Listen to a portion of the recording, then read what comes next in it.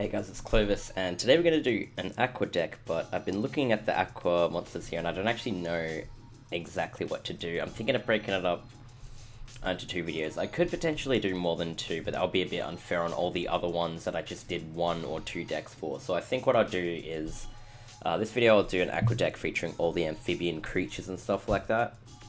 And then the next video I'll make it a female aqua deck so we can that'll showcase all the female ones, all the female monsters, which are pretty cool, but again, we're aqua, so we're going to focus on all these really cool looking amphibian creatures. I love them so much, they're so cool. I normally don't really care too much about water creatures, but they kind of grew on me over time. I really like all the weird looking, like, hybrid sea creatures with humanoids. Just a lot of very interesting monster models. If you didn't notice, that guy's head is a fish. I'll actually go back in and show you there, because you may have missed it. So yeah, this guy, I don't know if he's a person with a fish head, or he's a fish with a body of a human, and then legs of an octopus who also wields a spear, but that's barely scratching the surface when it comes to these creatures. A lot of them are quite odd, quite strange. This one, Akihiron, is like a butterfly, sort of. He looks pretty demonic, I must say. He looks quite strange. That's saying this Akihiron creature is strange is an understatement. Who else? Let's have a quick look at this guy. This is a pretty cool looking guy. High Tide Gyojin. This actually looks a lot like one of the fish opponents in the second level of Super Ghouls and Ghosts. If you guys ever played that game, in the second level, when you, after the checkpoint, when you jump down off the ship and there's the water area, this fish looks exactly like the one that comes out of the ground and shoots fireballs at you, so definitely going to get a use out of him. Quickly though, before we actually start constructing the deck, let's quickly talk about leader abilities. We have the same set of spellcasters and fiends, so we've got extended support range with increased strength for same type friendlies, which is pretty decent. Again, it's not the best ability. There are abilities way stronger than that, but if I get that as part of my leader abilities, I'm not complaining, because that's literally just giving a free power up to everything once it's in your area of effect. Also, we have weakened specific enemy type. Again, sorry, I haven't actually bothered to stop and test what monster that's for, but I assume it's Pyro. It could be Pyro, it could be anything. If it's not Pyro, it would be something so stupid and tedious that it's probably not worth bringing up anyway. As much as that kind of sounds lazy and dumb, it's kind of true. Usually it's something really niche like insects that you only face one opponent for, so I don't bother to look too much into it. I did mention I would make this video about all the weird creature, like the weird amphibian creature looking aqua monsters, so I may as well include some of the weak ones. I could even pick one of these to put as my leader ability, my deck leader actually. You know what, why don't we do that? Why don't we make this video a double feature? We'll do a low level and a higher level aqua deck, and we'll probably make the decks kind of similar, but that just gives us an excuse to use a lower level deck leader than normal. So let's go ahead and add like all of our low ones to the deck. We've got to make a good deck leader though. I'm not sure which one of these. We'll have to use a 1-star one. Let's have a quick look at the monster models and then pick one. I usually use Zone Eater. If I were to use this card, I would have it like to make, I would have the whole deck sort of be like a slime sort of themed deck. That's another aqua theme. There's so much stuff you can do in the game that it's hard to really cover every topic at the same time, so I'm kind of just looking at what I think would make the cool looking deck leader. You know, we'll just go with Zone Eater. I always use Zone Eater, and it's pretty cool. It's like, yeah, it's just a worm with a really interesting looking mouth.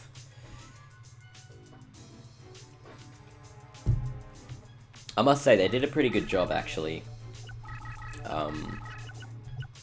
The picture there looks exactly like the model.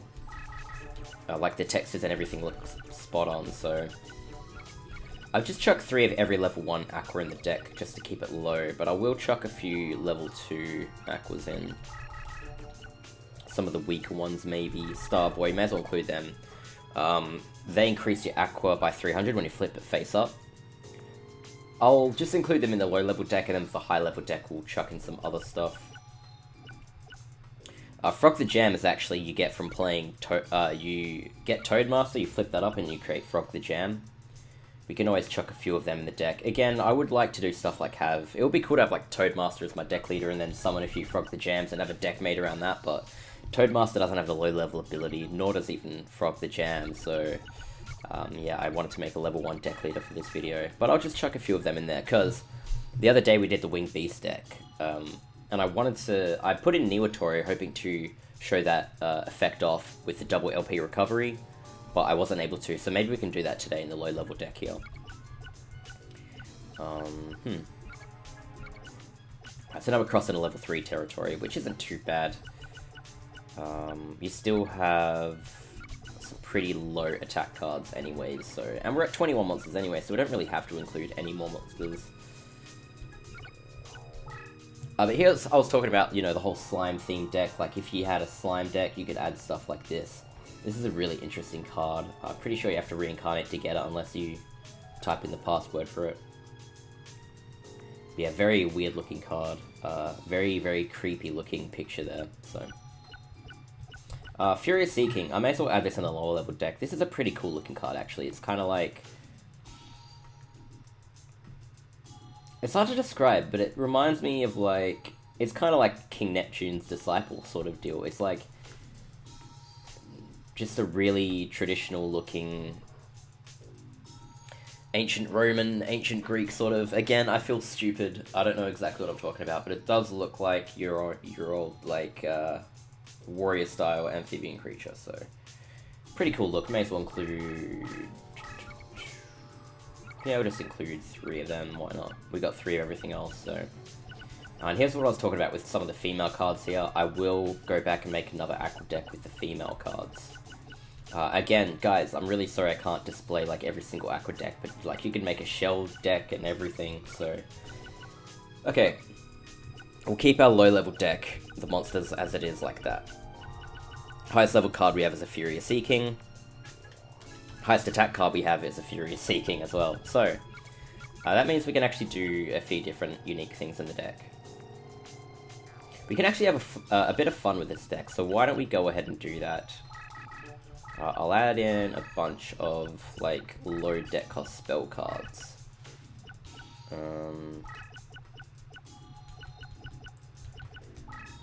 Chorus. I don't want to add too many, like, it defeats the purpose of having a low level deck if we just do that, so... We'll add a bunch of power-ups too. Can't go wrong with power-ups. Our deck's definitely going to need the power-ups, so... 3 Power of Kaishin and 3 Spring of Rebirth. Whoops, not High Tide, but Spring of Rebirth. Again, normally I add 7 power-ups, but...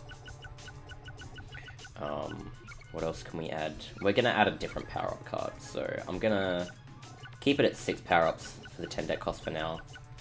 We only have 2 cards left, actually. So we don't actually need water, but... yeah, this is what I was saying before when I was making, like, the Fish and Sea Serpent deck. We have quite a few effects here that actually make water. Like when this flips up, all adjacent spaces turn to sea terrain. And the Zone Eater, which transforms all horizontal spaces to sea. That's a very, very powerful effect.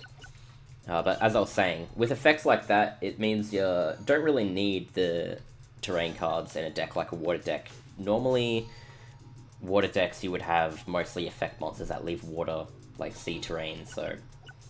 Okay, but we're going to go up and add some other power-up cards, so let's do that. Here we go. Crush card. We'll add in a couple Crush cards. Of course, you can stick that on any card that has 1000 attack or below, and that creates Crush terrain on the field, of course. I do feel like we're a bit inflated in terms of monsters here. We'll take a few out, actually. I don't think we need 3 of everything, really.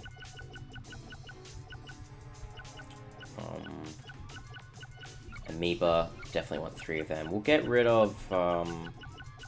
Furious Seeking is 3 stars, that's a little bit cheating. We'll actually take these out and see if we can find some replacements for him. I have an idea of who we're going to duel, so... I'm thinking of adding in a couple other aqua cards that we may be able to showcase the effects of. Alright, hit a Den check, so... 1000 bonus points when engaged in battle with machine monsters. We'll actually use this, I think. and we'll duel Keith. I think this will be a pretty cool showcase. Keith would be a good opponent to duel against, so... I think actually Yellow Elster Shield is kind of pointless in the deck, so we'll get rid of that. We got 23 monsters, 2 Goblin Secret Remedies, and I think we can add... Whenever I add Crush card or like Crush Terrain, I like to add Ikaboon just to show that card off. This is a card where people think it's like pretty useless, but it's really, really good if you consider it on Crush Terrain.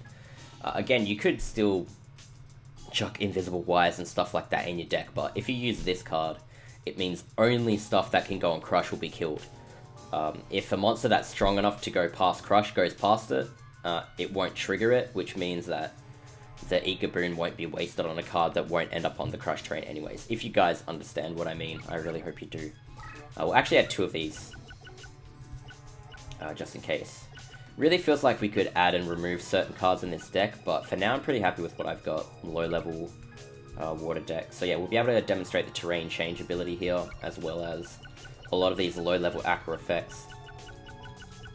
And then we'll do a high level aqua deck.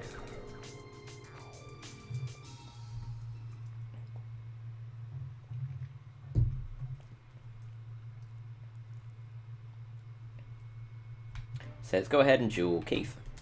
We can duel anyone in the game we want, actually, because that deck cost is so low.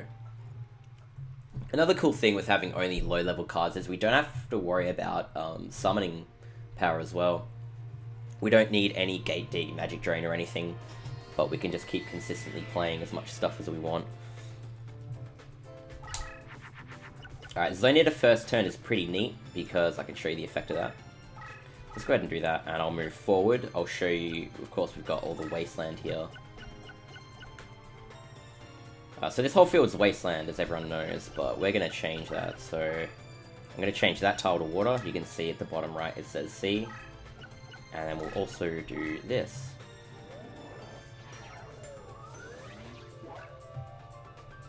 So yeah, you can tell what we're going to do in this duel. We're going to try and make as much water as possible. This guy doesn't actually have Wasteland terrain, I don't think, so he's going to have a hard time dealing with that.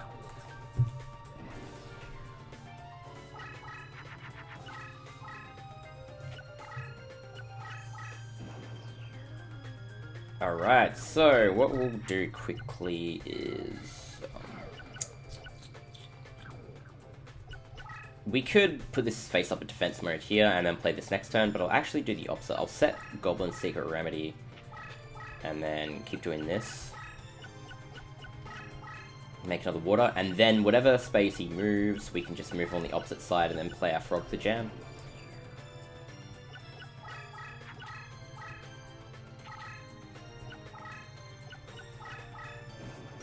Awesome. So we could even use Zonator one more time here, which would be probably the best use of it. We would get 6 tiles here, whereas if it was this row or this row, we get 5. Doesn't matter too much, but as long as we don't use it here on this row or this row, we should be getting a pretty decent use out of it. Again, I was going to move here and then play the Frog the Jam, flip it up in defense, and then activate it. But what I can actually do now is move towards it, and then bait him towards the Zonator here. And you notice the HUD keeps disappearing because I pressed L2. I mean, I can just press L2 to bring it back, so, yeah.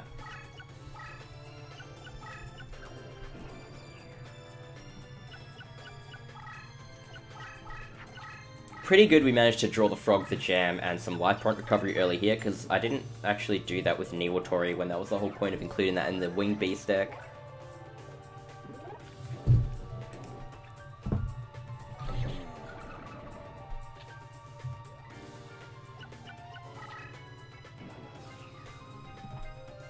Cool, so now we've got pretty much what we want. Pretty weak card here. So we can actually, why don't we just stick a couple power-ups on the Frog the Jam here? No harm done. And make sure the battles are enabled, of course. And let's go ahead and see the Frog the Jam attack animation.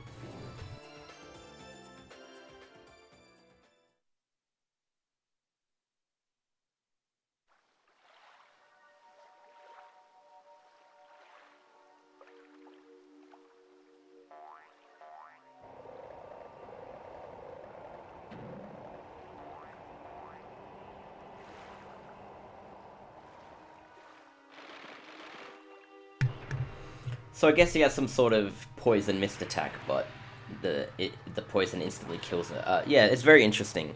Paralyzing potion doesn't work on machines, but poison gas attacks do. Yeah.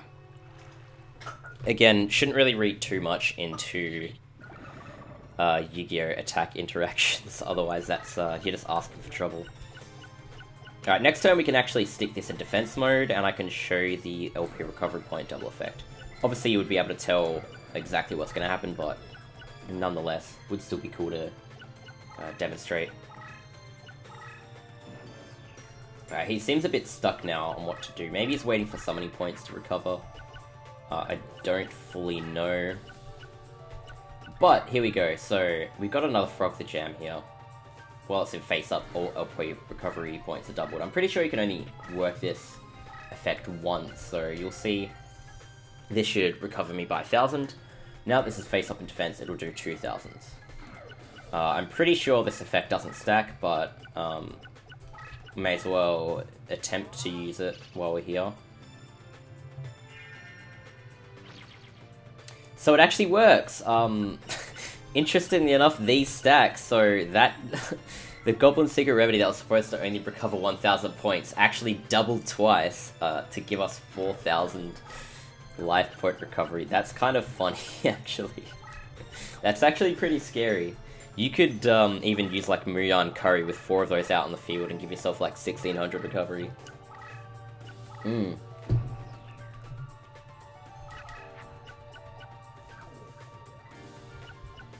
Alright, so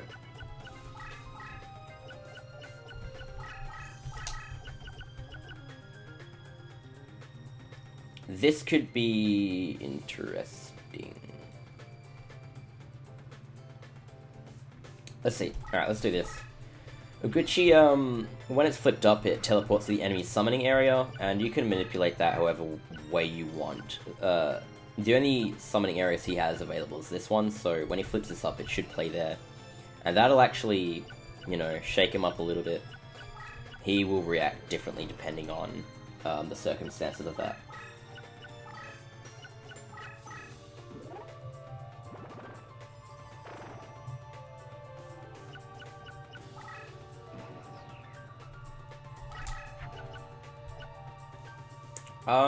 So obviously we can't really attack him, it's not going to do anything, but yeah.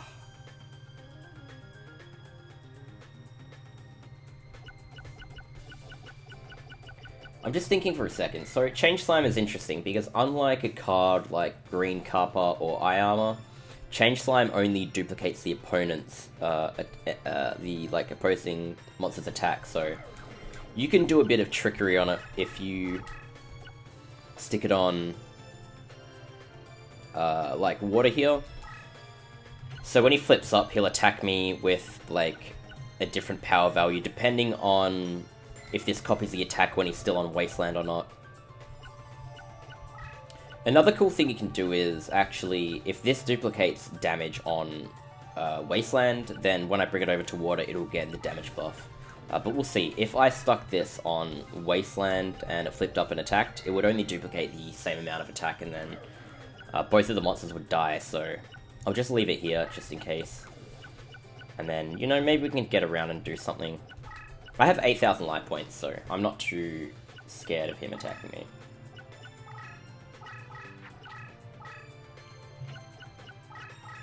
I had a feeling this would happen, though. The Pendulum Machine. We'll just skip that battle animation, of course. You would have seen it in the Dark Machines video, I believe. Machine King. Right. Okay, then.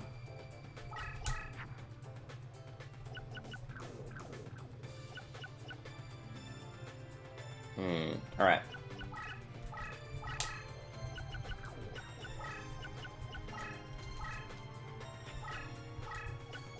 No harm done in having an Aqua Chorus. Remember, Keith has magic jammers, so I might have to use the magical labyrinths first, in case they're blown.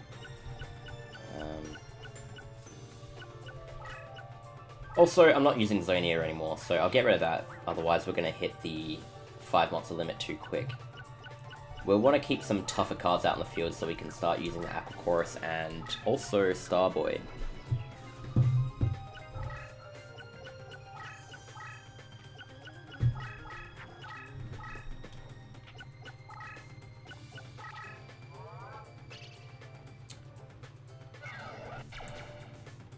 Limiter removal, huh? Alright, so he has one card here that isn't a monster. You would have seen limiter removal didn't buff it, so I basically have to assume that's Magic Jammer or Invisible Wire. So if it's Magic Jammer, this will trigger, and it's not, so we get a free Labyrinth Tile here. And that was actually quite risky because if this tile disappeared, he would have attacked me directly. Which, I'm on water, so I'm relatively safe, but yeah.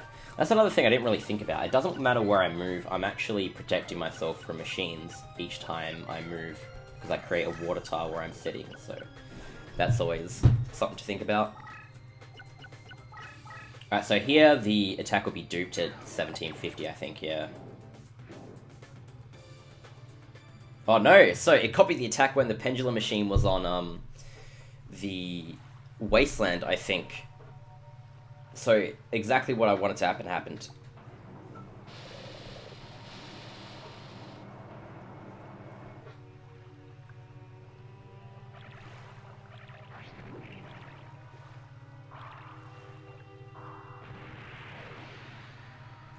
Awesome, awesome, awesome. So if you were paying attention, the Pendulum Machine's attack was 1750 before it attacked onto the water. So the Change Slime actually copied that attack before the terrain took over the Pendulum and reduced its attack. So you know what this means? When we move it to Wasteland, unfortunately we drop 1,000, but while it's on water, we have that bonus there. So we can actually do stuff such as buff it up with Aqua and stuff like that.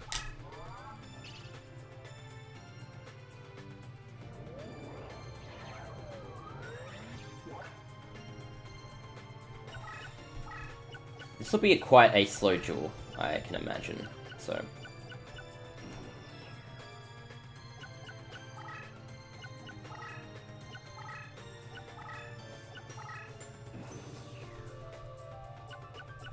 We'll just start moving stuff over. We could always actually use Magical Neutralizing Force Field to dispel like all the damage buffs. That would, however, get rid of the buff on Change Slime. Change Slime would lose all of its attack and go down to 400 and 300. Frog the Jam would also lose all of its equip, so it is a bit of a risky move. What we can do is just play it for safety purposes anyways. Just set it at least, so we've got it ready. I don't actually know what this is. It's probably a monster, so if I move this here, it's a bit scary to do that.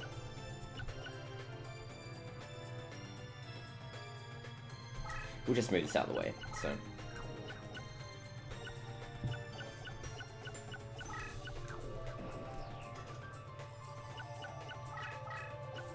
Alright, so it must be monster, because he's gonna start pursuing us. But that is fine, actually. What we'll do is a simple Change Slime. We've already seen the battle, so I'll just quickly disable it there.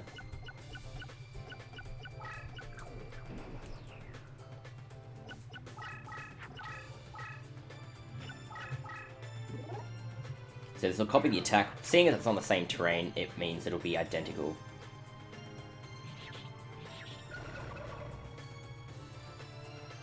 Could always leave it in defense mode and hope the card has a higher defense and attack, but it's not too big an issue, really. And also, I could move back and, you know, add water on top of all these tiles, but... probably should wrap up this duel a little bit. We're still waiting to draw a Crush card, which is kind of interesting. It would be extremely effective in this situation, so...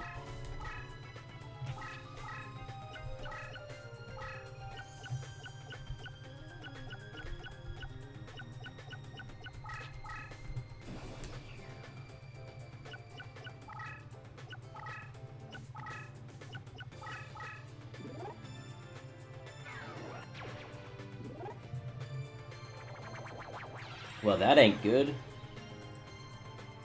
Barrel Dragon's gonna fuck our shit up.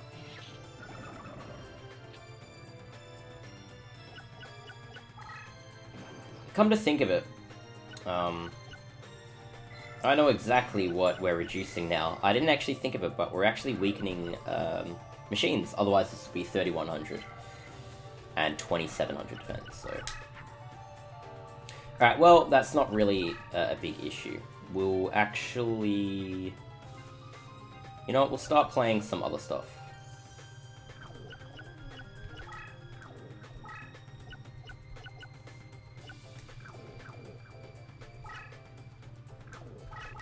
I will do...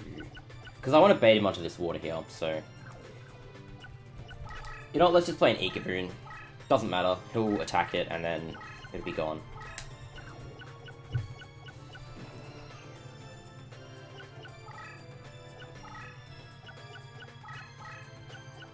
Or maybe he won't, for some reason, he won't actually attack. That's fine though. He'll attack next turn. Alright, let's go ahead. We may as well get to our 9999 life points while we've got it out. Another 4,000 recovery, and yeah, we've capped out 9999, so...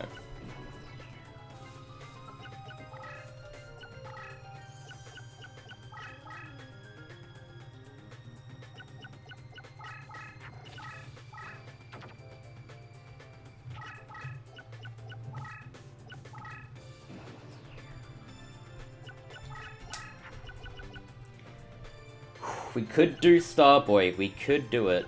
I don't know if we really want to, though, right now, until we have more cards out in the field, so...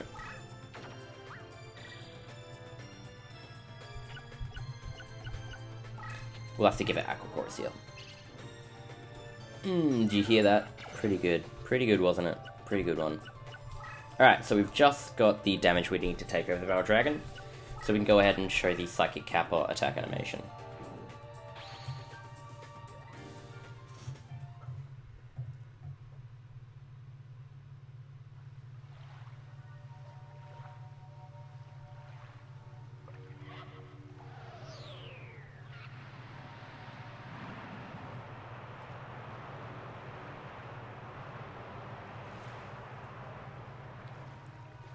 That is some extremely powerful lung capacity if he's able to breathe in enough water vapor to kill Barrel Dragon. I mean, I'm pretty stunned.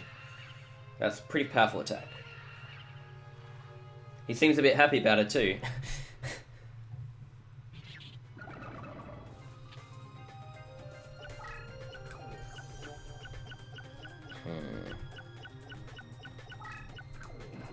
Alright, next time we can start using the Starboys.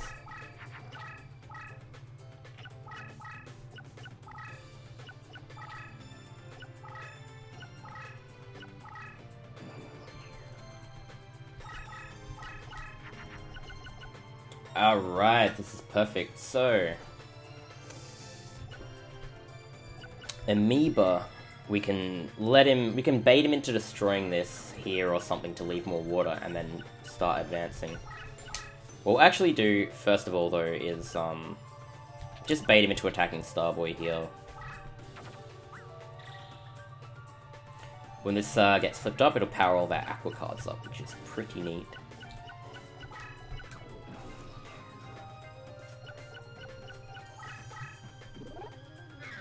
There we go. And of course, the machine there is weakened by the water, so...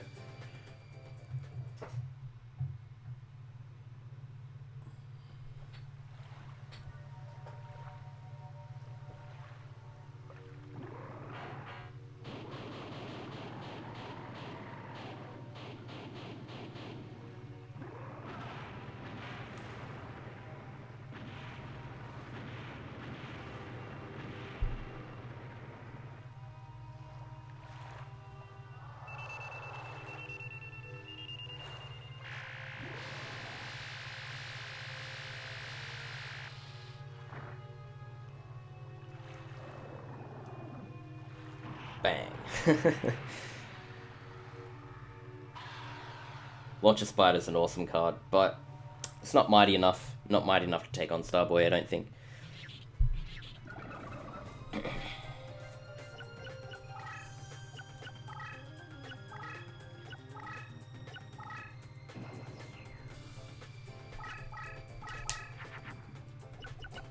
Ooh, Hit a Den Check is a card I really wanted to show off. Purely because it has bonus damage against machines, so that would have been awesome to display. First of all, though, I'm gonna be a bit sneaky, so we got 99 life points, so we can afford to take a hit. I'm just gonna move this, flip it up here. We're gonna take a huge hit, surely, but when this dies, we'll have water terrain on these tiles, which means we can start actually advancing forward.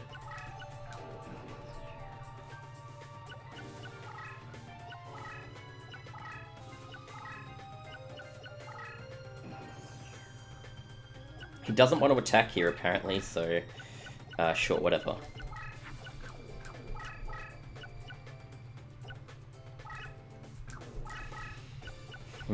I really wanted him to attack this so I could play something else. I want to move this Zone Eater forward.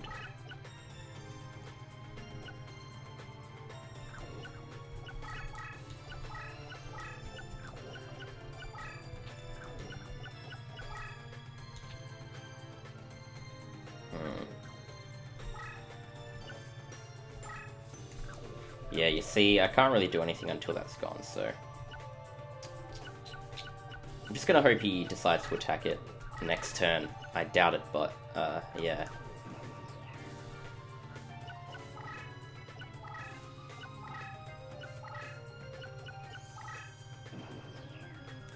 Why does he do that?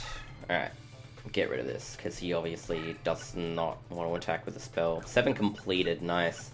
So that screwed up our strategy. So now what's going to happen is he's going to attack it here, and we're going to get water on the tiles we didn't want it to be. So that's going to screw up the whole thing of waiting and taking up all this time to try and cover some stuff with water. He's still not attacking. Alright, that's good though, because that means we can move this back here. Cool.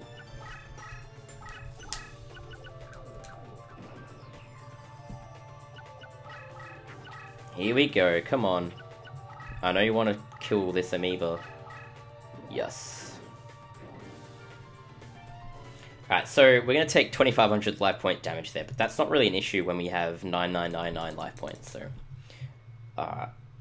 this is definitely worth it. We're going to leave some water on the field now.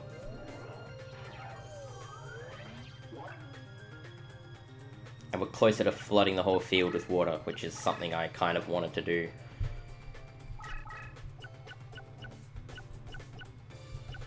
Hmm, 1500, huh? We've already demonstrated all these attack animations. We only have Hit a Den Check to go. I'll tell you what, we've already used Starboy. So I'll get rid of this. This is stronger, so we'll keep this. I'll move this out the way, maybe? Yeah, alright. I'll just move this out the way, and then we'll go ahead and stick power up on Hit a Den Check. Maybe not, we don't want to kill him. We don't want to overkill him yet. We've still got a bit of fun left, so we'll just do Hit a Den Check without a power up. And make sure the battles are on. So yeah, this card will gain 1000 bonus point damage when this attacks it, so...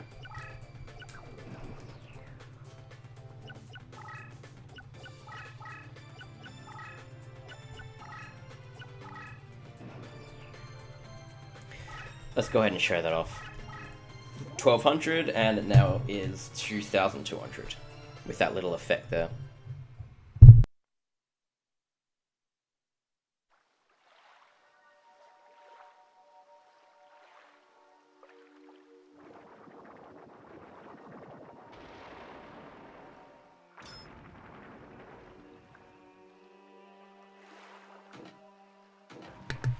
Yeah, it's really strange how they build these machines without any warranty or like protection against blobs of nothing. Blobs of blue-green water? I don't know. But yeah, if we stuck a power-up on him then, he would be dead. So, seeing as we're keeping this going, we'll go ahead and do this. So this will probably move 2 spaces here, but again, it doesn't particularly matter.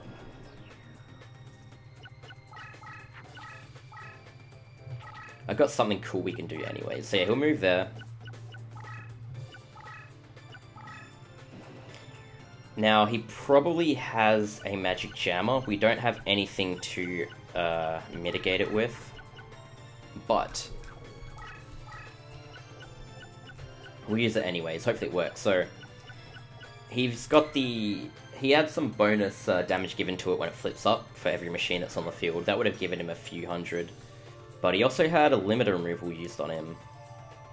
So between the limiter removal and I think he had 3 machines on the field when he activated this, by my calculation that would be correct, considering he's also on Wasteland and then I reduce it by 100. He should drop quite a bit of damage. He should drop to 2600.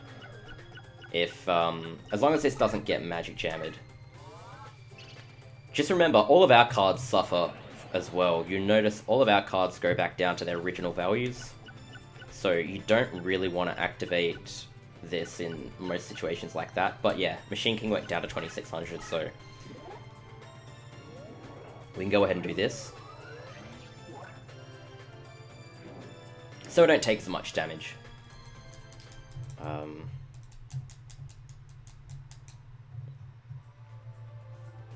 And then, yeah, next turn, now that we've laid the water down there, we should be able to kill him, no problem. 1600 attack is not a huge threat, so...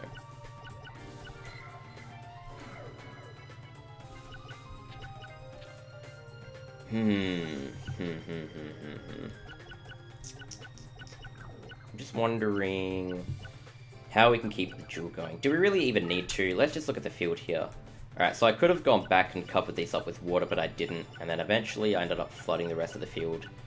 I'm also able to make this into water next turn if I really wanted to, but I think because the duel's already gone for so long, I'll probably just try and end it here. And we did see the Starboy animation, so yeah, I'll just abbreviate battles again. So this would be enough to kill him. Exactly. 1650, Starboy will get another 300, as will all of our aquas, and then that's just enough. 350 life points, that'll be the rest of it. That's the end of the duel.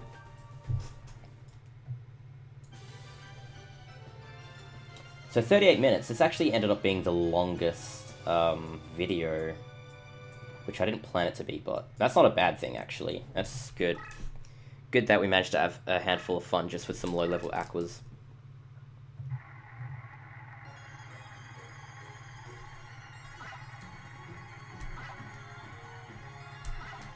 Ooh, and we almost got a 3 in a row. That would have been cool, 3 in a row to get. It's pretty hard to get when there's heaps of those monsters, so... Anyways, I'll return with a higher level aqua amphibian deck, and then also a female aqua amphibian deck. So, or female aqua deck rather. They're not so much amphibian. When they're the female ones, they're more humanoid, so yeah. Anyways, I'll see you guys in the next video.